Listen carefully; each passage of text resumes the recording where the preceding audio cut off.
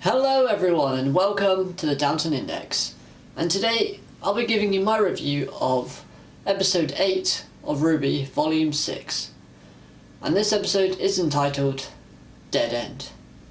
Now this episode opens up with Team RWBY failing to gain entry into the Atlas border facilities, and it's in this scene that we're introduced to two guards who, I just want to say, I really enjoy those characters because their little gimmick of talking after each other and in sync with each other, I just find that really cool.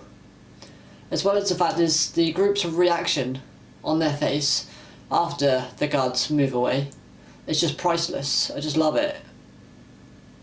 So good work to whoever thought of them. And then we're introduced to the General.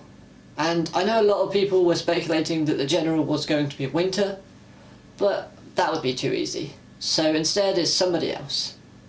Now this is a sort of oldish sort of lady, question mark, and she's said to have had a meeting with the Grim Reaper, Maria, in the past. But this is played off as like a comedic scene because it's something like Maria says she opened up a bag of nuts or something on a plane, and that's why they've got like a rivalry going on. But anyway, enough of that. What actually happens in this scene is they get denied entry, and it's slightly low-key hinted at Atlas being a bit racist towards Stephanus, because when she says that if Weiss has come to her senses, they can guarantee her safety, but they can't guarantee the safety of her questionable friends. And when she says this, she's looking right at Blake. Now, I can understand them not liking the Stephanus for Adam's sort of attack on Haven and Beacon, but to be like sort of racist and prejudiced towards them is it's going a bit too far, but it delves deeper into the the world building. So, we'll see how that goes. Now, after failing to gain entry, Crow goes off and drinks, while the rest of the team go back to the house where Jean's sister stays. And it's here that Jean, Nora and Ren get told Jin's story.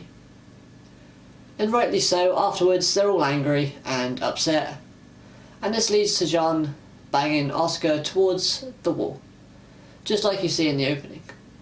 But come on, give the guy a break.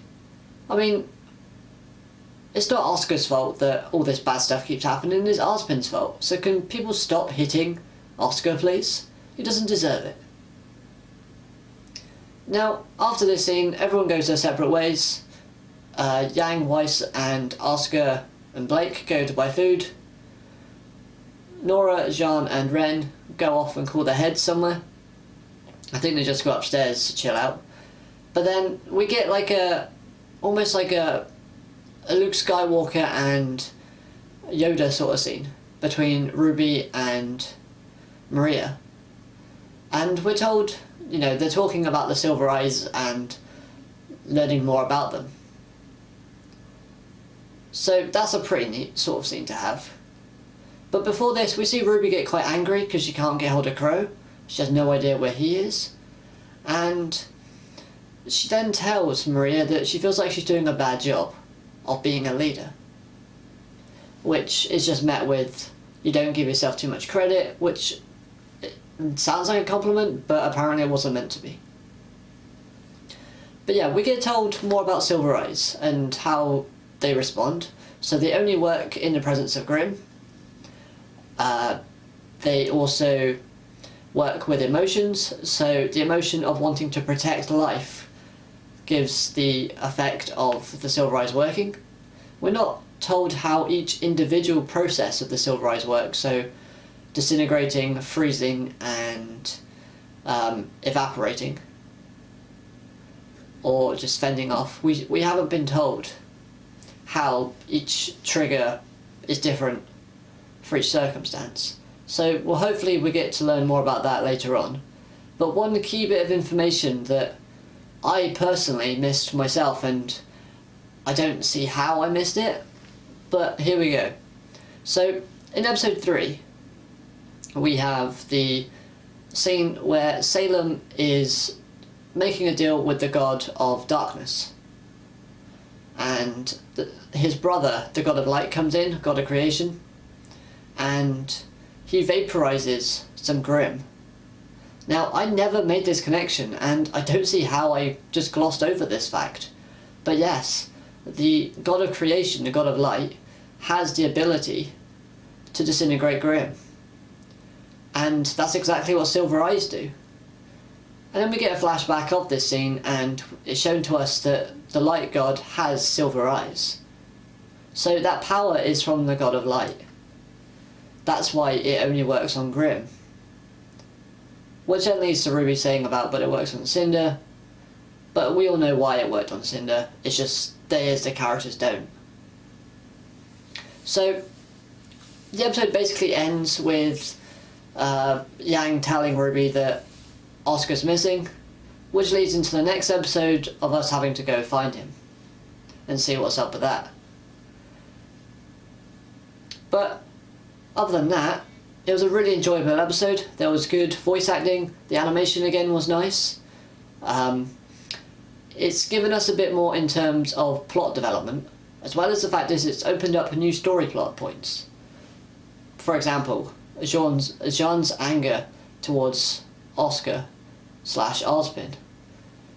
So we get to see how that's going to be resolved in later episodes, and that will be something to look forward to.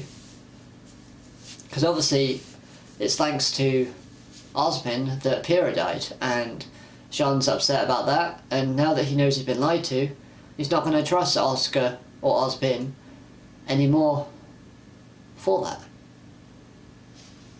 So that'll be interesting.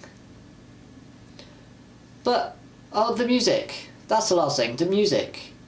While we were having the scene of RWBY talking to Maria, we actually have a really nice mellowed instrumental version of This Will Be the Day and Red Like Roses. And it was really good to listen to. And it really added to that scene in making it a sort of a, not emotional as to say, but more of a sort of chilled out, mellow talking sort of scene. So that was really nice.